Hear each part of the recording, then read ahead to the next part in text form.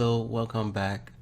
In this lesson we are going to be learning how to draw a polygon. So to start, let's select a plane, and you can select any one. I'll select the right plane, click sketch and click your polygon. And the two things you need to keep in mind when you are drawing a polygon is the first one, which is asking you for the perimeter, which is the amount of size. And the second one is you need to pick whether you want your circle inscribed or semicircle. So let's do the inscribed one first with its perimeter. So we'll click our first point, drag it out, click, and as you can see, the circle is on the inside of the polygon. We click, drag out, click.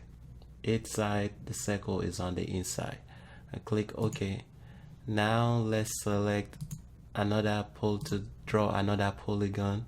This time we want to do 9-side polygon or 10, and we want it semicircled. So we'll click, drag out, and click. Now as you can see, the circle is on the outside. Let's do that again. 10 semicircled.